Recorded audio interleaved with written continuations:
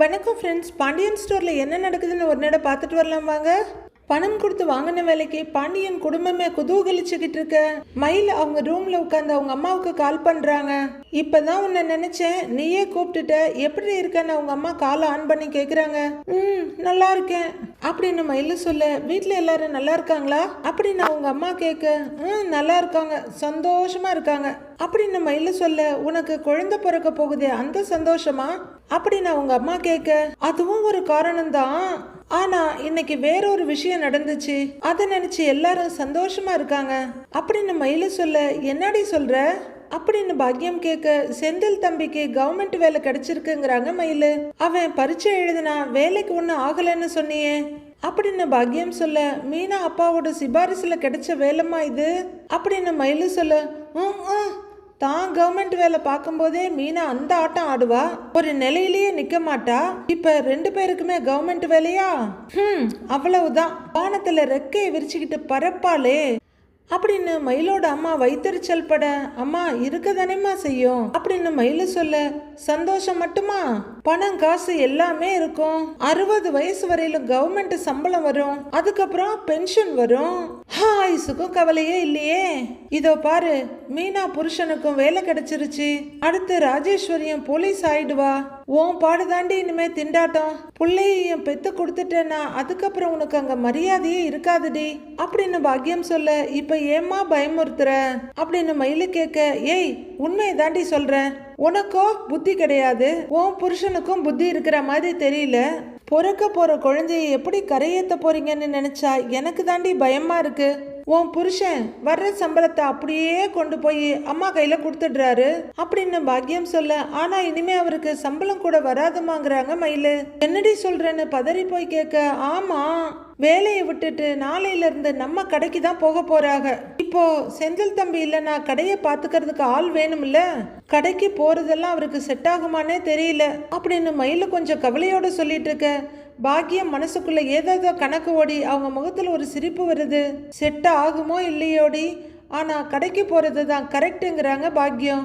என்னம்மா சொல்றேன்னு மயிலு புரியாம கேட்க, ஏண்டி செந்திலுக்கு இனிமே அந்த கடை தேவைப்படாது, கதிர உன் மாமனாரு கடையிலேயே சேர்க்க மாட்டாரு, பழனிக்கு என்னைக்கா இருந்தாலும் அவங்க குடும்ப சொத்து இருக்கு, கடைசியில கடையில இருக்க போறது மாப்பிள்ளையும் மாமனாரும் தானே அப்படின்னு எல்லா கணக்கையும் போட்டு கூட்டி கழிச்சு முடிவுக்கு வர்ற பாக்கியம், கொஞ்சம் கொஞ்சமா உன் மாமனாரை வீட்டுல உட்கார வச்சுட்டா கடை மொத்தமும் மாப்பிள்ளை கைக்கு வந்துரும்ல அப்படின்னு அவங்க அம்மா சொல்ல, மாமாவை எப்படி வீட்டுல உட்கார வைக்க முடியும்னு மயிலு கேக்குறாங்க. முதல்ல மாப்பிள்ளை அவங்க அப்பாவோட நம்பிக்கைய சம்பாதிக்கணும், இனிமே கடையை நீயே பாத்துக்கோன்னு அவர் வாயாலேயே சொல்ல வைக்கணும் அப்படின்னு பாக்கியம் கனவு கண்டுட்டு இருக்க. நீ சொல்றதெல்லாம் எப்படிமா நடக்கும் அப்படின்னு பாண்டியனை பத்தி தெரிஞ்ச மயிலு கேக்குறாங்க. அது உன் கையில தாண்டி இருக்கு, நீ மாப்பிள்ளை மனச கரைக்கணும், அவரு அவங்க அப்பா மனச மாத்தணும், அந்த வீடு இருக்குல்ல அத பூராவும் உங்க 2 பேருக்குன்னு அவங்க மாத்தணும் அப்படின்னு பாக்கியம் சொல்ல, அது எப்படி முடியும், 5 பேருக்கு பங்கு இருக்கிற வீடுமா இதுங்கிறாங்க மயிலு. ஏய், ஓடி போனவளுக்கும் லட்சக்கணக்கில் கல்யாணம் பண்ணி செலவு பண்ணி கொடுத்தவளுக்கும் எதுக்குடி சொத்துல பங்கு கொடுக்கணும் அப்படின்னு பாக்கியம் கேட்க, அப்படியே சொன்னாலும் அண்ணியையும் அரசியையும் விட்டாலும் மீதி 3 பங்கு வரும்லங்கிறாங்க மயிலு.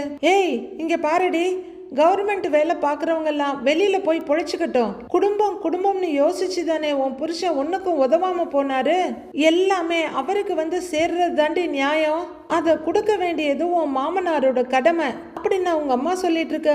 அப்படின்னு பேச ஆரம்பிக்கிற மயிலு கதவை திறக்கிற சத்தம் கேட்டு, மாமாமா நான் அப்புறம் பேசுறேன், அவங்க வர்றாங்க அப்படின்னு போனை வச்சுட்டு எழுந்து நிக்க சரவணன் உள்ளர வர்றாரு.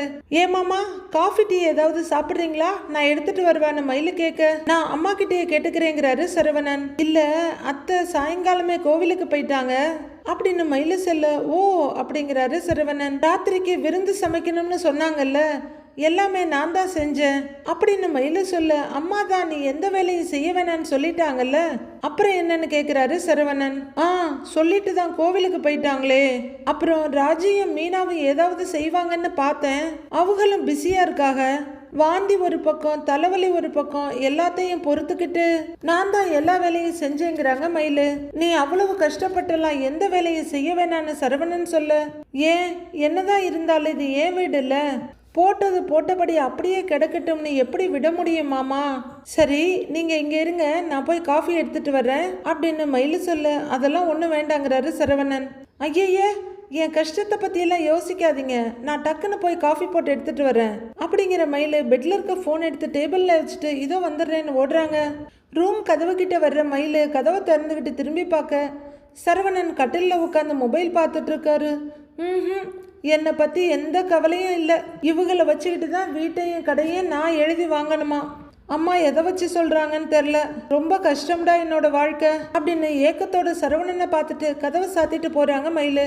மறுநாள் பொழுது விடியுது. ஜென்ஸ் 4 பேரும் சோஃபாவில் உட்காந்துருக்க செந்தில் கனவு கண்டுக்கிட்டு கையில் தாளம் போட்டுட்டு இருக்க இதை பார்க்குறாரு சரவணன். அப்படியே ரைட் சைடில் இருக்க கதிரை லைட்டை தட்டி விட்டுட்டு மாமா அங்கே பாரு அப்படின்னு சொல்ல கதிரும் பழனியும் செந்தில பார்க்குறாங்க.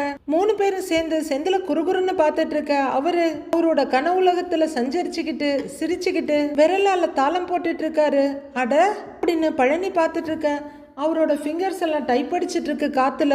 3 பேரும் சுவாரஸ்யமா அவரையே பார்த்துக்கிட்டு இருக்க செந்திலோட விரல் காத்துல வட்டம் வட்டமா போட்டுட்டு இருக்கு. பழனி இப்படின்னு கையாட்டி பார்த்துட்டு சுத்தங்கிறாரு. இந்தா கதிரு அப்படின்னு காஃபியை கொடுத்துட்டு ஏங்க அப்படின்னு கூப்பிடுறாங்க மீனா. ராஜி இந்தாங்க மாமா சித்தப்பான்னு அவங்க 2 பேருக்கும் காஃபி கொடுக்குறாங்க. மீனா கூப்பிட்டது கூட தெரியாம தனக்கு தானே சிரிச்சிட்டு செந்தில் உட்கார்ந்துருக்க. ஏங்க அப்படின்னு மீனா கூப்பிட ஆபீசர் சார் அங்க பாருங்க அப்படின்னு கதிர் காதுகிட்ட போய் கத்த சுயநினைவுக்கு வந்து திரும்பி பார்க்கறாரு செந்தில். காஃபியை குடிங்கன்னு கதிர் சொல்ல கண்ணை திறந்துகிட்டே கனவு போல இருக்கே காஃபி அப்படின்னு மீனா நீட்ட வாங்கிக்கிறாரு செந்தில். எல்லாரும் வெறும் டம்ளரை வாயில கவுத்துக்கிட்டு இருக்க எல்லாரும் சிரிப்போடு செந்திலையே பார்த்துக்கிட்டு இருக்காங்க. மாமா கவர்மெண்ட் வேலைக்கு போறீங்க, ட்ரீட் எல்லாம் கிடையாதாங்கிறாங்க ராஜி. அதானே, அதை பத்தி மட்டும் பேச்சே வரலையே அப்படின்னு சரவணன் கேட்க அது மாசம் சம்பளம் மட்டும் வரட்டும், எல்லாருக்குமே ஒரு பெரிய ட்ரீட்டா வச்சிடலாம் அப்படின்னு செந்தில் சொல்ல பெரிய ட்ரீட்டாப்பா அப்படின்னு பழனி சொல்ல 2 பாய்ஸும் ஓஹோ அப்படின்னு கிண்டல் பண்ணி சிரிச்சிட்டு இருக்காங்க. அப்போ பாண்டியன் கையில பையோட வர்றாரு. ஏண்டா இலை இன்னும் வேலைக்கே போக ஆரம்பிக்கல, அதுக்குள்ள மாசம் சம்பளத்தை எப்படி கரைக்கிறதுன்னு திட்டம் போடுறீங்களாக்கும்? நல்லா இருக்குடான்னு பாண்டியன் சொல்ல எல்லாம் அங்கங்க எழுந்து நிக்குதுங்க. கோமதி கோமதி அப்படின்னு பாண்டியன் கூப்பிட இதோ வர்றேங்க அப்படின்னு சொல்லிக்கிட்டே கோமதி வந்து நிக்கிறாங்க. என்னங்க அப்படின்னு அவங்க வந்து நின்று கேட்க அது மதியம் வீட்டுக்கு வர முடியாது, மதிய சாப்பாட்டை கடைக்கு கொடுத்து விட்டுரு அப்படின்னு பாண்டியன் சொல்ல சரிங்கிறாங்க கோமதி. வரட்டா அப்படிங்கிற பாண்டியன் எலை நீ எப்படா கடைக்கு வர அப்படின்னு சரவணனை பார்த்து கேட்க நீங்க முன்னாடி போங்கப்பா, நான் மாமா கூட வந்துடுறேங்கிறாரு சரவணன். நான் கூட்டிட்டு வந்துடுறேங்கிறாரு பழனியும். அப்புறம் இன்னொரு நல்ல விஷயம்னா செந்தில் வேற வேலைக்கு போக போறானே, கடை விஷயத்தை எப்படி சமாளிக்க போறோன்னு யோசிச்சு கூட பார்க்கல, அதுக்குள்ள நீயே கடைக்கு வரேன்னு சொல்லிட்டியேடா. ரொம்ப சந்தோஷம்டா, சரி காலகாலத்துல கடைக்கு வந்து சேரு அப்படின்னு பாண்டியன் சொல்ல சரிங்கப்பான்னு தலையாடுறாரு சரவணன். ஆப்புல வந்து உட்கார்ந்துகிட்டு எப்படி ஆனந்தமா சிரிக்கிறான் பாரு, இனிமேதான் இருக்கு உனக்கு அப்படின்னு சரவணனை பார்த்து சிரிச்சுக்கிட்டே மனசுக்குள்ள சொல்லிக்கிறாரு பழனி. சரி கோமதி நான் கடைக்கு கிளம்புறேன் அப்படின்னு ஒரு ஸ்டெப் நகர்ற பாண்டியன் வாசல பார்க்க அங்க கார்ல இருந்து மீனாவோட அப்பா கையில ஒரு கவரோட இறங்கி வர்றாரு. ஏப்பா மீனா உங்க அப்பா வர்றாருப்பா அப்படின்னு பாண்டியன் சொல்ல அப்பாவா அப்படின்னு மீனா திரும்ப செந்தில அங்க திரும்பி பாக்குறாரு. அப்பா அப்படின்னு மீனா கூப்பிட அவர் அங்கே நிக்கிறாரு. ஏய் அவர் வாசல்ல நிக்கிறாரு பாரு, போய் கூட்டிட்டு வா. டேய் நீயும் போடா, கூட்டிட்டு வாடா போங்க 2 பேருங்கிறாங்க கோமதி. டேய் போடா போய் கூட்டிட்டு வாடான்னு பாண்டியன்னு சொல்ல மீனாவும் செந்திலும் வாசலுக்கு வர்றாங்க. வணக்கம் மாமா வாங்க மாமான்னு செந்தில் வர வணக்கம் மாப்பிள்ளங்கிறாரு. அப்பா என்னப்பா இங்கே நிக்கிறீங்க, உள்ள வாங்கன்னு மீனாவும் உள்ள வாங்க மாமான்னு செந்திலும் கூப்பிடுறாங்க. அவரு தயங்கிக்கிட்டே நிக்க அட வாங்கப்பா அப்படின்னு மீனா கையை பிடிச்சி இழுத்துட்டு வந்துடுறாங்க. வாங்கன்னு ஆளா வரவேற்கிறாரு பழனி. வணக்கங்கன்னு பாண்டியன்னு சொல்ல எல்லாரும் வாங்க வாங்கன்னு வரவேற்கிறாங்க. உட்காருங்கன்னு சொல்ல அவரு உட்கார பாண்டியனும் ஆப்போசிட் சோஃபால உட்கார்ந்துட்டு நல்லா இருக்கீங்களான்னு கேக்குறாரு. நல்லா இருக்கேங்கிறாரு அவரும். கோமதி காஃபி கேஃபி எடுத்துட்டு வாங்குறாரு. இல்ல சம்பந்தி அதெல்லாம் வேண்டாம் இருக்கட்டும்ங்கிறாரு மீனா அப்பா. வீட்டுக்கு வந்திருக்கீங்க காஃபியாவது குடிக்கலன்னா எப்படி, இதோ வரேன் இருங்கன்னு உள்ளர போறாங்க கோமதி. மாப்பிள்ள முத வேலைக்கு போறாருன்னு எங்க குலதெய்வம் கோவில்ல போய் பூஜை பண்ணிட்டு வந்தோம், அந்த பிரசாதம் தான் இது, அதை கொடுத்துட்டு போலான்னு வந்தேன் அப்படின்னு அவர் ஒரு சின்ன கவரை எடுக்க வாங்கிக்கமா மீனாங்கிறாங்க கோமதி. வாங்கிக்கிட்டு தேங்க்ஸ் பாங்கிறாங்க மீனா. அம்மாடி இதுல ஸ்வீட் இருக்கு எல்லாருக்கும் கொடுமா அப்படின்னு இன்னொரு கவரை கொடுக்க சரிங்க பண்ண வாங்குறாங்க மீனா. ஏங்க நாமளும் கோவிலுக்கு போகணுங்கன்னு கோமதி சொல்ல ஆமாமா கண்டிப்பா நாளைக்கே போயிருவோங்கிறாரு பாண்டியன். மேய்க்கிறது எருமை, இதுல என்ன பெருமைன்னு தெரியல. மீனா ரொம்ப பெருமையும் சந்தோஷமா செந்தில பார்த்து சிரிக்க அவரும் சிரிக்கிறாரு. அடுத்து என்னங்கிற மாதிரி மீனாவோட அப்பா பாண்டியனை பார்க்க அவரும் லைட்டான சிரிப்போட அப்படியே உட்கார்ந்துருக்காரு. ஏன் சம்மந்தி, இந்த காலத்துல தனியார் கம்பெனியில வேலை கிடைக்கிறதே குதிரை கொம்பா இருக்கு. இதுல கவர்மெண்ட் வேலையெல்லாம் கற்பனை பண்ணி கூட பார்க்க முடியாது. ஈஸியா வாங்கி கொடுத்துட்டீங்க, ரொம்ப சந்தோஷம் சம்மந்திங்கிறாரு பாண்டியன். இதெல்லாம் என் கடமை தானே, என் மகளுக்கும் மருமகனுக்கும் நான் என்ன செய்யணுமோ அதைத்தானே செஞ்சிருக்கேங்கிறாரு மீனாவோட அப்பா.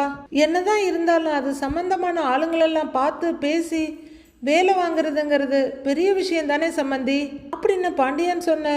நான் ஆளுங்களை பார்த்து பேசி முடிக்கிறதெல்லாம் ஒரு விஷயம் இல்லை சம்மந்தி. ஆனா நீங்க பணத்தை ஏற்பாடு பண்ணி கொடுக்குற வரைக்கும் வேலையை நான் ஹோல்ட் பண்ணி வச்சேன் பாருங்க அப்படின்னு மீனாவோட அப்பா சொல்லிக்கிட்டு இருக்க.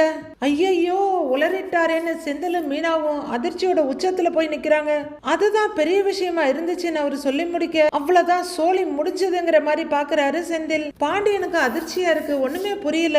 அவரு குழப்பமா பாத்துக்கிட்டு இருக்க செந்தில், மீனா, கதிர் 3 பேரும் ஐயையோ பெரிய பிரச்சனை ஆயிடுமோ, இதை எப்படி சமாளிக்கிறதுங்கிற மாதிரி பாக்குறாங்க. உடனே நிலைமையை சமாளிச்சாகணும்னு முன்னாடி வர்ற கதிர், அண்ணன் பரீட்சை எழுதி பெரிய பெரிய போஸ்டுக்கெல்லாம் போறதுக்கு வாய்ப்பு இருக்கு தானே அப்படின்னு கதிர் கேட்க, அதுக்கெல்லாம் நிறைய வாய்ப்பு இருக்கு, முயற்சி பண்ணினா பெரிய ஆபீசரா வரலாம், கொடுத்த பணத்தையும் சீக்கிரமா எடுத்துடலாம் அப்படின்னு அவரு பணத்திலேயே குறியா இருக்க. பாண்டியன் மட்டும் இல்ல, வீட்டுல இருக்க எல்லாருமே அதிர்ச்சியும் குழப்பமுமா பாக்குறாங்க. அடுத்து யாருக்கும் என்ன பேசுறதுன்னு தெரியல. பாண்டியன் புரியாம கோமதியை பாக்குறாரு. இந்த வேலைக்கு 20-30 லட்சம் ரூபாய் கொடுக்கறதுக்கு ஆளுங்க ரெடியா இருந்தாங்க. அதுவும் இல்லாம எம்எல்ஏ, எம்பி, மினிஸ்டருங்கன்னு எல்லாருமே மெனக்கெட்டுக்கிட்டு இருந்தாங்க. அதையெல்லாம் மீறி தான் இந்த வேலையை வாங்கியிருக்கேன். இந்த ஆபீஸ்ல வேலை செஞ்சிட்டு இருக்க அதிகாரி எனக்கு ரொம்ப வேண்டியவர். அதனாலதான் நீங்க 10 லட்சம் ரூபாய் பணம் கொடுக்கற வரைக்கும் இந்த வேலையை ஹோல்ட் பண்ணி வைக்க முடிஞ்சது அப்படின்னு அவர் மொத்தமா பூசணிக்காய படார்னு உடைச்சிடுறாரு. பாண்டியன், கோமதி 2 பேருக்கும் படு பயங்கரமான அதிர்ச்சி. ஐயையோ அப்படின்னு வாயில கைய வச்சிடுறாரு செந்தில். எல்லாமே கைய மீறி போச்சுன்ற மாதிரி பாத்துட்டு இருக்காரு கதிர். தங்கச்சி கல்யாணத்தை வச்சுக்கிட்டு இப்ப பணம் ரெடி பண்றது ரொம்ப கஷ்டம், முடியாது மாமான்னு மாப்பிள்ள சொன்னாரு. உங்களால முடியலன்னா நானே பணத்தை கொடுத்து இந்த வேலையை வாங்கிடலாம்னு தான் நினைச்சேன். கடைசியில நீங்களே உங்க பையனுக்காக பணத்தை ஏற்பாடு பண்ணி கொடுத்துட்டீங்க அப்படின்னு முதல் விசிட்லயே தரமா செஞ்சு விட்டாரு மீனாவோட அப்பா. அவ்வளவுதான், பாண்டியனுக்கு பயங்கர அதிர்ச்சியும் கோபமா இருக்க. என்ன நடக்குது, என்ன இதெல்லாங்கிற மாதிரி பாக்குறாங்க கோமதி. அவரு செந்தில முறைக்க அவருக்கு என்ன பண்றதுன்னு தெரியல. மீனாவும் அப்படியே ஆணி அடிச்ச மாதிரி நிக்கிறாங்க. ஆனா மீனாவோட அப்பா வந்த வேலையை சிறப்பா முடிக்கிறதுல தான் குறியா இருக்காரு. நீங்க ஒன்னும் கவலைப்படாதீங்க, நீங்க கொடுத்த 10 லட்சம் ரூபாய பல மடங்கா பெருகி வரும், கவலைப்படாதீங்க அப்படின்னு சொல்ல, என்னடா இதுன்னு முதல்ல அதிர்ச்சியை தர முடிச்சு வாயை திறக்கிறாங்க கோமதி. சம்மந்தி, ஆபீஸுக்கு போகணும், டைம் ஆச்சு, கிளம்பட்டுங்களா அப்படின்னு மீனாவோட அப்பா கேட்க, வாங்க சம்மந்தி சாப்பிட்டு போலாம்ல அப்படின்னு பாண்டியன் சுதாரிச்சுக்கிட்டு சொல்ல, இல்ல சாப்பிட்டுட்டு தான் வந்தேன். பரவாயில்ல, ஏதாச்சும் எனக்கு ஃபோன் பண்ணுங்க. வரேன் சம்மந்தியம்மா, எல்லாருக்கும் வரேன். அம்மாடி வரேன்டாமா, மாப்பிள்ள வாழ்த்துக்கள், வரட்டுமா அப்படின்னு எவ்வளோ பெரிய நெருப்பை பத்த வச்சிருக்கோன்னு தெரியாம சிரிச்சுக்கிட்டே அங்கிருந்து கிளம்புறாரு மீனாவோட அப்பா. அவரு போனதும் என்னடா அது பணம் அது இதுன்னு மீனாவோட அப்பா சொல்லிட்டு போறாரு அப்படின்னு கோமதி கேட்க, செந்தில் 10 லட்சம் ரூபா பணத்தை கொடுத்தா அந்த வேலையை வாங்கினு சரவணன் கேட்கிறாரு. நான் கூட மீனா அப்பாவோட செல்வாக்குல கிடைச்ச வேலைன்னு தான் நினைச்சேன் அப்படின்னு மயிலு சந்தர்ப்பம் பார்த்து பிட்ட போடுறாங்க. அப்பா, பணம் கொடுத்து வேலை வாங்கினதெல்லாம் ஒரு பக்கம் இருக்கட்டும்பா, ஏண்டா வேலைக்கு கொடுக்கறதுக்கான 10 லட்சம் ரூபா பணம் எங்க இருந்துடா வந்துச்சுங்கிறாரு பாண்டியன். எலே 1000-2000 கிடையாதுடா, 10 லட்சம் ரூபா எங்க இருந்துடா வந்து தம்பிட்டு பணம் கேக்குறேன்ல, சொல்லுடான்னு மிரட்டுறாரு பாண்டியன். ஏண்டா ஒருவேளை வீட்டு பத்திரத்தை கொண்டு போய் அடகு வச்சிட்டியோ, இல்ல கடை பத்திரத்தை கொண்டு போய் அடகு வச்சிட்டியா அப்படின்னு பாண்டியன் கத்த. என்னம்மா அப்படின்னு கோமதியும் பதறாங்க. ஐயோ அப்படிலாம் ஒண்ணும் இல்லத்த அப்படின்னு மீனா சொல்லிட்டு இருக்க. எப்படிடா வந்துச்சு, வாயில என்ன கொழுக்கட்டையா வச்சிருக்க, சொல்லி தொலை, பணம் எப்படி வந்துச்சு சொல்றாங்கல்ல அப்படின்னு கைய ஓங்குறாரு பாண்டியன். மாமா அப்படின்னு மீனா பதறிக்கிட்டு வந்து பக்கத்துல நிக்க, விடுங்கப்பான்னு சரவணன் வர, தள்ளி போடா அப்படின்னு பாண்டியன் கோவத்தோட பார்க்க சரவணனே பயந்து 2 அடி பின்னாடி போயிடுறாரு. சொல்லிடுறேன்ப்பா சொல்லிடுறேன் அப்படின்னு கொஞ்ச நேரம் முன்னாடி கனவுலகத்துல மிதந்துகிட்டு இருந்த செந்தில், அப்பா அது அரசி கல்யாணத்துக்கு அப்படின்னு செந்தில் சொல்லிட்டு இருக்க. அவரோட கையை பிடிக்கிற மீனா, மாமா அரசியோட கல்யாண பிரச்சனையெல்லாம் இங்க போயிட்டு இருந்தது இல்ல மாமா, அதனாலதான் அவர் உங்ககிட்ட சொல்லல. இந்த வேலையை பத்தி 3 மாசத்துக்கு முன்னாடியே பேச்சு வந்துருச்சு மாமா. 10 லட்சம் ரூபாய் கொடுத்தா வேலை கிடைக்கும்னு அப்பா சொல்லியிருந்தாங்க. நான் தான் லோன் போட்டு கொடுத்தேன்னு மீனா செந்தில காப்பாத்தி விட்டுடுறாங்க. அவ்வளவுதான். பாண்டியன் பயங்கர அதிர்ச்சியும் கோவமா மீனாவை பாக்குறாரு. லோனா அப்படின்னு ஹார்ட்டே நின்னு போற மாதிரி கத்துறாங்க கோமதி. ஓ, நீ லோன் போட்டு கொடுத்தியா அப்படின்னு பாண்டியன் கேட்க கொஞ்சம் யோசிக்கிற மீனா ஆன்னு தலையாட்டுறாங்க. ஆமா மாமான்னு அவங்க சொல்ல, பரவாயில்லம்மா, கேட்கறதுக்கே சந்தோஷமா இருக்கு. நீயா லோன் போட்டு நீயா வேலை வாங்கி கொடுத்துருக்க அப்படித்தானே அப்படின்னு பாண்டியன் கேட்க மீனா என்ன சொல்றதுன்னு தெரியாம குறுக்கை நெடுக்கைமா தலைய அசைக்கிறதுக்கு பாத்துக்கிட்டு இருக்காங்க. இல்லப்பா அது அப்படின்னு செந்தில் சொல்ல, பரவாயில்லடா, ரொம்ப சந்தோஷமா இருக்கு. கல்யாணமே என்ன கேட்காம பண்ணியிருக்கான், இதையே ஏத்துக்கிட்டான், இதையும் ஏத்துக்குவான்ற தைரியம் தானே உங்க 2 பேருக்கும் அப்படின்னு பாண்டியன் கத்த. மாமா அப்படிலாம் இல்ல மாமாங்கிறாங்க மீனா. சும்மா இருப்பா அப்படின்னு பாண்டியன் சொல்லிட்டு இருக்க. அப்பா என்ன நடந்துச்சு நான் செந்தில் சொல்ல வர. டேய் பேசாதடா அப்படிங்கிற பாண்டியன் மீனா கிட்ட திரும்பி, ஏன்பா நீ வேலை பார்க்குற, நீ சம்பாதிக்கிற, நீ நினைச்சா லோன் எல்லாம் போடலாம், அதென்னமோ வாஸ்தவம் தான், இதெல்லாம் நீ என்கிட்ட கேட்டுட்டு செய்யணும்னு நான் சொல்ல வரலப்பா அப்படின்னு பாண்டியன் ஆதங்கத்தோடு சொல்ல. ஐயோ மாமான்னு பதறாங்க மீனா. ஏன்பா ஒரு வார்த்தை இதான் பண்ண போறோம்னு என்கிட்ட சொல்லிருக்கலாம்லப்பா அப்படின்னு பாண்டியன் கேட்க மீனா தவிப்பா செந்தில பாக்குறாங்க. என்னத்த சொல்றதுங்கிற பாண்டியன். ஏன்பா இவன் வாழ்க்கையில ஒரு முக்கியமான விஷயம் நடக்கிறப்ப நான் எப்படிப்பா குறுக்க நிப்பேன் அப்படின்னு பாண்டியன் கேட்க, இல்ல மாமா, நம்ம அரசியோட பிரச்சனை அப்ப போய்கிட்டு இருந்தது, அதுக்கு இடையில இந்த விஷயத்த கொண்டு வந்து உங்களை கஷ்டப்படுத்த வேணாம்னு நினைச்சோம் அப்படின்னு மீனா சொல்ல. விடுப்பா, வீடுன்னு இருந்தா அப்படிதான்ப்பா, ஒன்று மாற்றி ஒன்று நடக்க தான் செய்யும், அதுக்காக உங்க விருப்பத்துக்கு நீங்க பாட்டுக்கு ஏதாவது ஒன்று பண்ணிக்குவீங்களா அப்படின்னு பாண்டியன் சொல்ல. இல்ல மாமா, தப்புதான் அப்படின்னு மீனா தலை குனிஞ்சு நிக்க. இதை பாருப்பா மீனா, வீட்டுக்கு தெரியாம சினிமாவுக்கு போனோம், வீட்டுக்கு தெரியாம ஒரு துணி வாங்கணும், வீட்டுக்கு தெரியாம ஒரு பாத்திரம் வாங்கணுங்கிற மாதிரி சாதாரண விஷயம் இல்லையேப்பா, இது ரொம்ப பெரிய விஷயம்ப்பா. ஏன்பா இவ்வளவு பெரிய முடிவை நீங்களே எடுத்துக்கிறதா இருந்தா அப்புறம் எதுக்குப்பா இந்த வீட்டுல நாங்கெல்லாம் இருக்கோம்? எலை வீடுன்னு எதுக்குடா ஒண்ணு இருக்கு, என்னடா இது அப்படின்னு பாண்டியன் விடாம கேட்டுட்டு இருக்க. மச்சான் அதான் அரசி பிரச்சனை வீட்டுல பெருசா போயிட்டு இருந்ததுனால சொல்ல முடியலன்னு அந்த புள்ள தெளிவா சொல்லுச்சுல்ல, அப்புறம் என்ன மச்சான்னு மெதுவா கேக்குறாரு பழனி. எலை சும்மா இருறா, இவன் ஒருத்தன் என்ன பிரச்சனை போய்கிட்டு இருந்தாலும் இத பத்தி ஒரு வார்த்தை சொல்றதுக்கு 2 பேருக்கு என்னடா கஷ்டம் சொல்றா.